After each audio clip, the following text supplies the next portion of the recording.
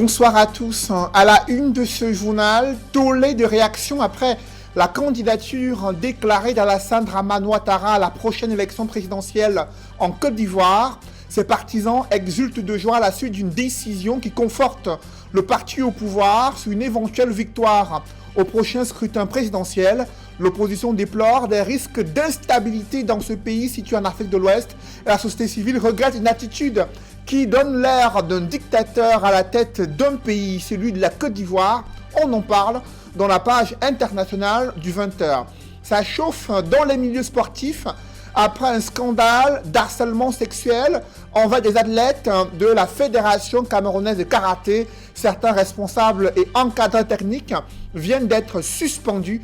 Décision du ministre des Sports après les conclusions d'une commission d'enquête administrative. On fait le point dans le journal de 20h.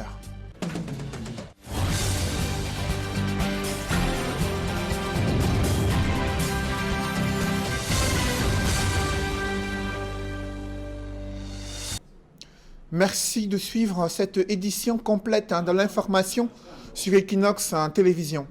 D'abord, ce mouvement d'humeur survenu à la mairie de Santhiou, là où des commerçants se plaignent d'être victimes d'arnaques de la part de la municipalité, notamment les prix des droits de place et autres taxes qui sont soumis dans ces espaces marchands. Ils ont déploré le fait que la mairie n'ait pas pu clairement indiquer quelles sont les taxes à prélever dans les espaces marchands, une véritable surenchère entretenue par certains agents communaux au détriment des commerçants. Des précisions avec Jacques Molon et Kate Diarra.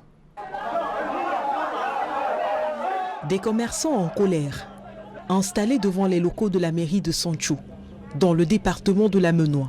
L'électricité, présente dans l'air, est perceptible à des kilomètres.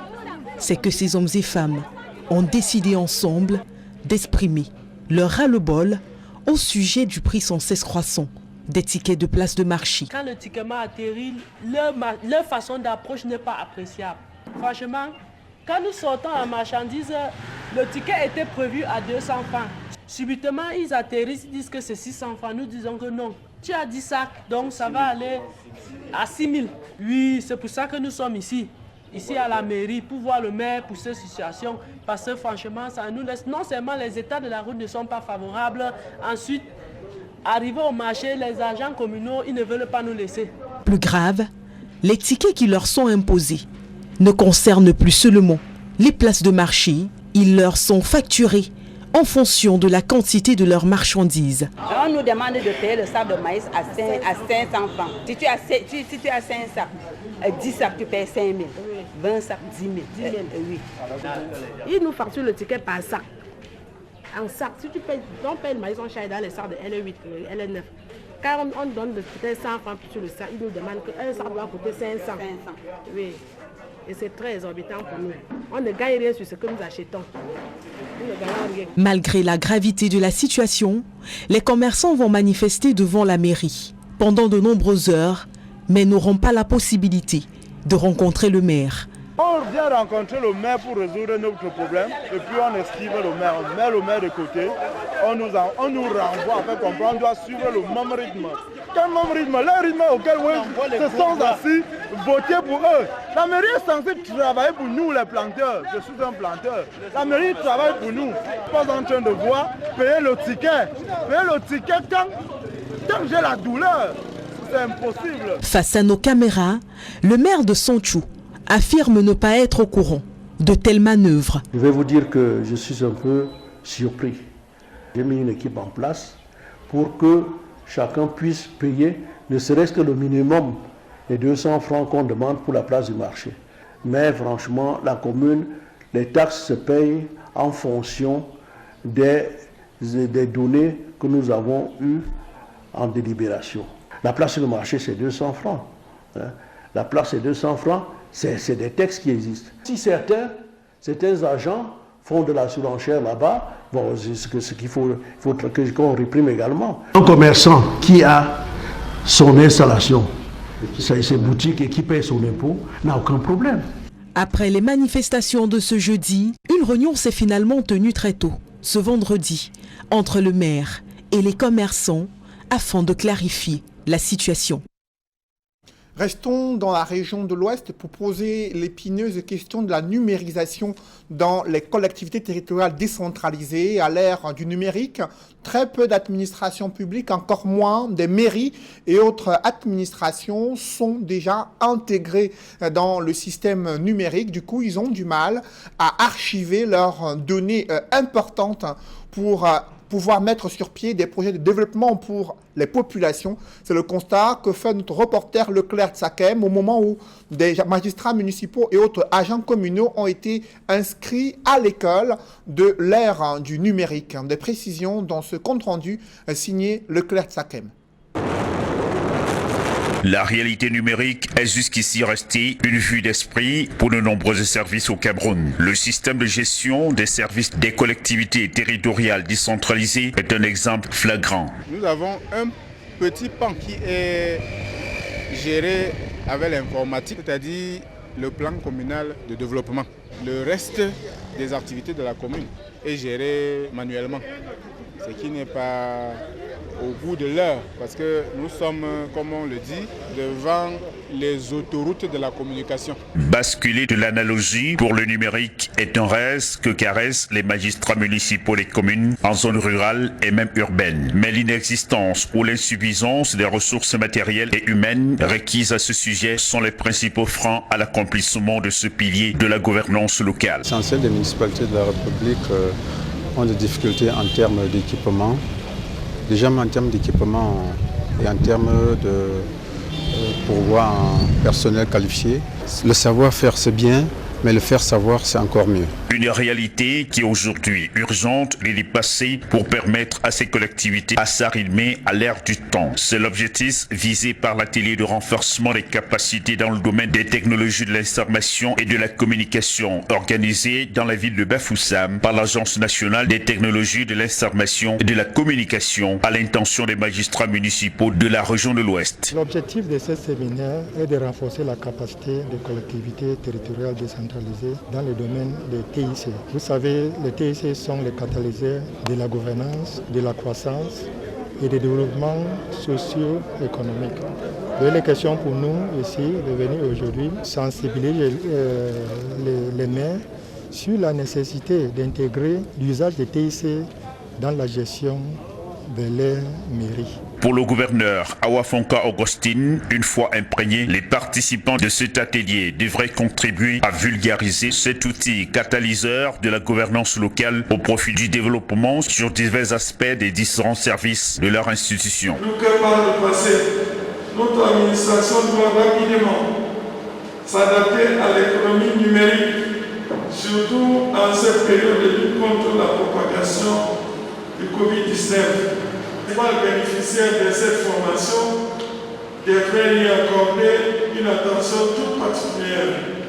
Elles qui, du fait des retombées de la décentralisation, vont plus que jamais gérer d'importantes enveloppes budgétaires pour la réalisation de plusieurs projets qui vont impacter de façon significative la vie des populations dans divers secteurs.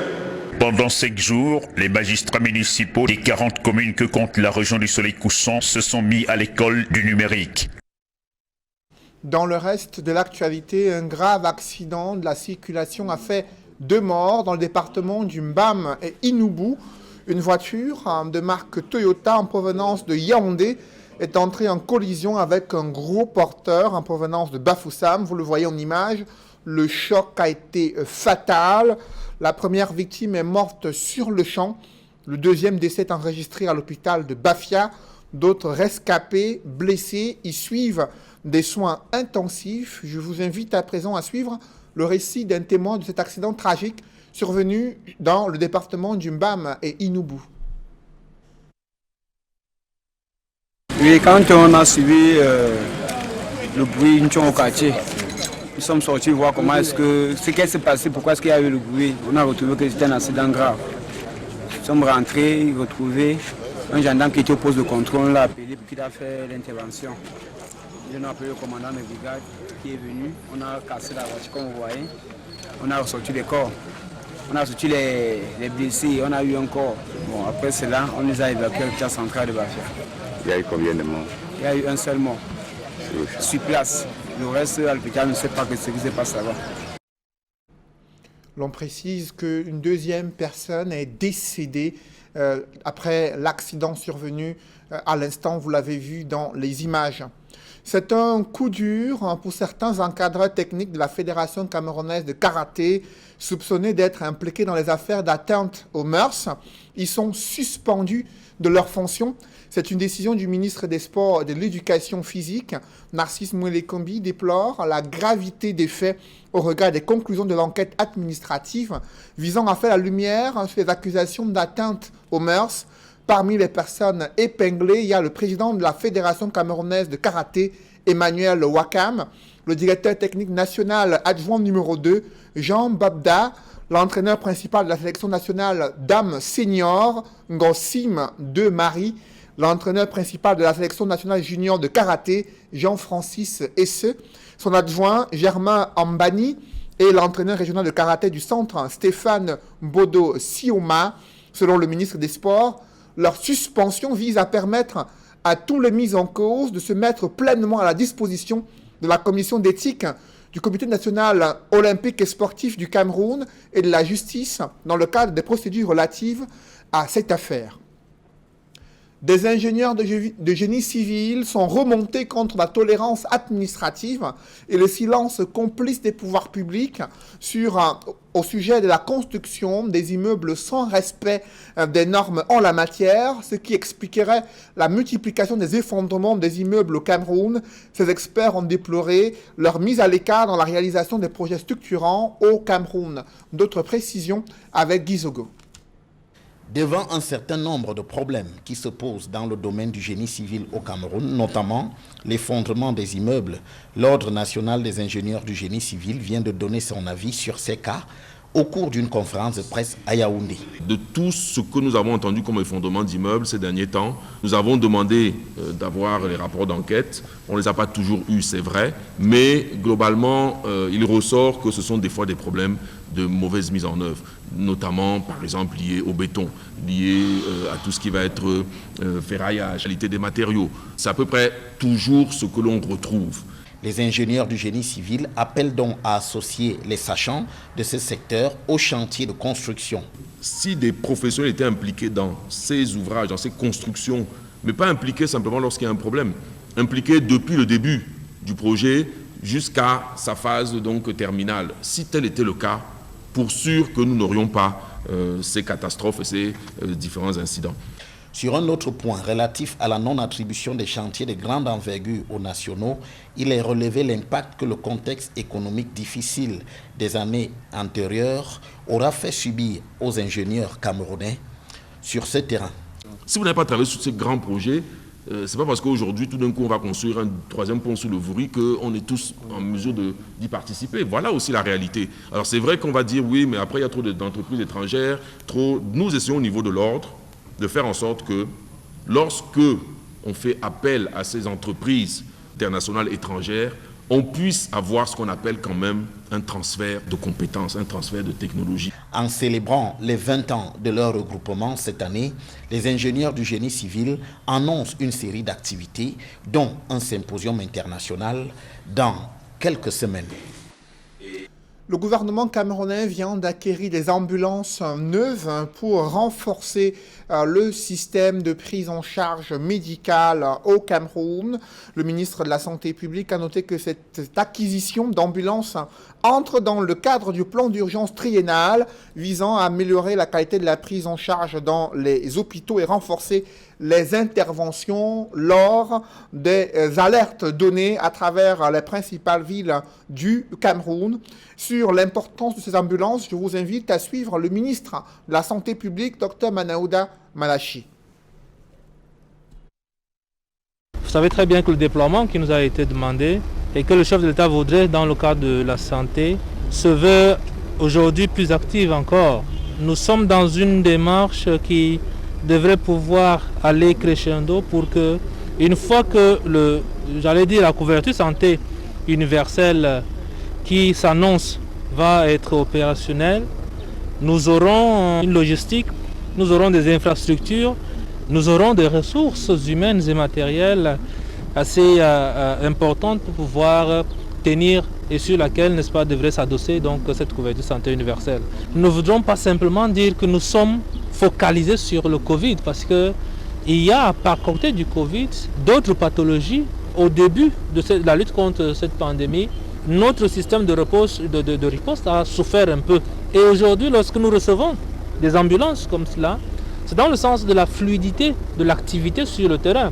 Vous savez très bien que lorsque vous avez quelqu'un qui est en difficulté respiratoire à un coin de la ville ou dans un quartier, il va falloir l'extraire. Donc il va falloir envoyer une ambulance le chercher et l'ambulance doit être aux normes et doit fournir, n'est-ce pas, tous les services nécessaires à bord déjà pour pouvoir transporter en tout confort et en toute sécurité sanitaire le patient. J'imagine très bien que les ambulances que nous recevons aujourd'hui vont aller appuyer la riposte sur le terrain et faciliter le travail de nos collaborateurs qui sont engagés au front tous les jours, quotidiennement, pour sauver la vie des Camerounais. Malgré les ravages de la pandémie du Covid-19 dans les milieux économiques et agricoles, les acteurs de la filière cacao et café veulent croire en l'avenir. Ils s'appuient sur une demande de plus en plus pressante sur un cacao de qualité, notamment celui du Cameroun. Lors de la 28e Assemblée générale du Conseil interprofessionnel du cacao et du café, présidé par le ministre du Commerce, il est question de poursuivre les grands programmes tels que New Generation pour encourager les jeunes à s'intéresser au cacao et au café. Également la construction des centres d'excellence de traitement du cacao post-récolte. D'autres précisions avec Marcelin Gansop. Secouée par la pandémie du Covid-19, la filière cacao-café a plié, mais n'a pas rompu. L'effet de surprise ne nous a pas tellement dérangé. Peut-être qu'on est resté pendant quelques mois sans réaction. Nous allons nous remettre résolument au travail. Peut-être que le problème peut être de l'autre côté chez nos partenaires qui achètent le cacao camerounais, parce qu'en période de crise, souvent la consommation de ce type de produit, qui est un produit de luxe, baisse. Mais à notre niveau, je ne pense pas qu'il y a un problème. Voilà qui rassure et galvanise les acteurs de la filière au moment où la 28e session de l'Assemblée générale ordinaire du Conseil interprofessionnel du cacao et du café pose les jalons du futur. C'est une adaptation au contexte qui est marqué par la Covid-19. Cette adaptation va consister dans nos activités par une mise en place d'un système de veille pour capter toutes les informations, tous les développements consécutifs à l'impact du Covid et les répercuter aux acteurs des filières. Parce que soit le Covid va s'installer et nous ferons avec, soit il finira par disparaître et les filières doivent vivre. L'espoir est d'autant plus permis que le cacao haut de gamme a opéré une percée remarquable sur le marché européen. Le Conseil interprofessionnel est dans la continuité. Nous avons deux actions phares. La première, c'est toujours New Generation. Et la deuxième, c'est la poursuite et création de centres d'excellence. Sur ce dernier point, notre cacao a été apprécié par l'ensemble des chocolatiers et confiseurs de France. On a exporté un conteneur. Il nous faudra dès aujourd'hui essayer d'exporter au moins une dizaine. Et l'année prochaine, nous pouvons envisager d'exporter une quinzaine. Il n'y a donc pas péril en la demeure. Et même si c'était le cas, la cinquantaine de membres du CICC présents à cette Assemblée générale ordinaire ont pris la mesure des défis à relever afin de maintenir la flamme toujours allumée. Je me félicite en particulier de la consolidation et de la densification de quelques-uns de vos programmes phares. Je commencerai par le programme New Generation. Je citerai ensuite l'exaltant chantier de la valorisation de notre cacao sur le marché international à travers son positionnement sur le segment haut de gamme. En dépit des secousses, la filière cacao-café doit rester debout, d'où l'urgence pour chaque maillon de la chaîne de jouer à fond sa partition. Dans ce contexte de la pandémie du coronavirus, l'anticipation doit en effet être notre maître mot.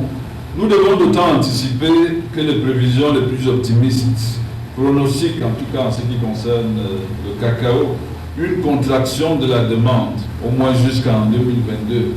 Il est hors de question que nous nous retrouvions dans une position défensive, les bras croisés, attendant que la manne tombe du ciel. Aucune manne ne tombera du ciel. Les membres du Conseil interprofessionnel du cacao et du café, sous la conduite du président Apollinaire Ngoué, en ont pleinement conscience. Cette 28e Assemblée générale ordinaire a montré le chemin à suivre pour une filière qui restera toujours debout malgré le Covid-19. Parlons de culture. Les artistes ayant une forte réputation sur les plateformes numériques revendiquent la prise en compte dans le paiement des droits d'auteur.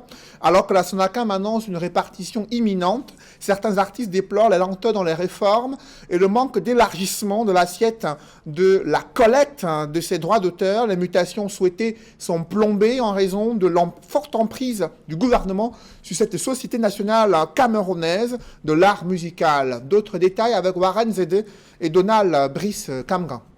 Dans ce restaurant au quartier Bali, les débats débutés vers 18h lundi sont finalement allés jusqu'à 4h mardi. Au menu, la prochaine répartition des droits d'auteur. La Société nationale camerounaise de l'art musical fera avec une cagnotte d'un peu plus de 90 millions de francs CFA à repartir d'ici la semaine prochaine.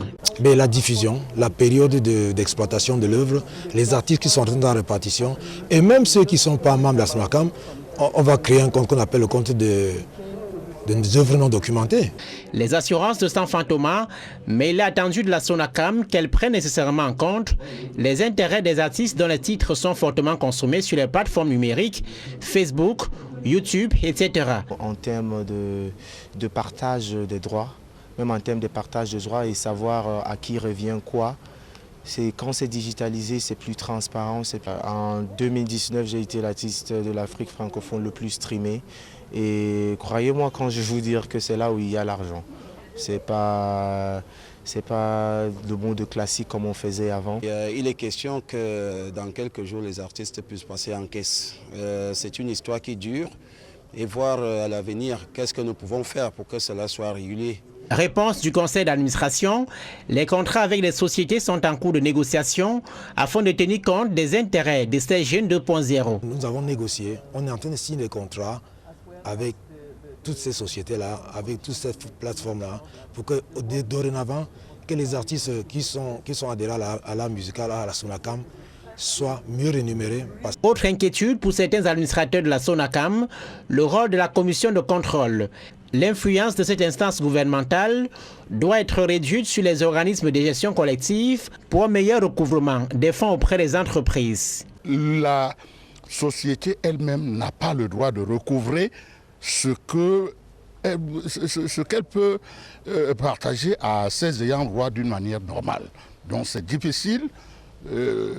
Nous attendons que la commission de contrôle siège donne son OK sur telle ou telle chose. Ce sont un peu plus de 800 artistes qui passeront à la caisse d'ici la semaine prochaine. Le conseil d'administration de la SONACAM entreprend également de mesurer les conséquences du Covid-19 sur le secteur de l'art musical. La Côte d'Ivoire s'est réveillée divisée après l'annonce de la candidature d'Alassane Dramane Ouattara à la prochaine élection présidentielle prévue en fin d'année 2020.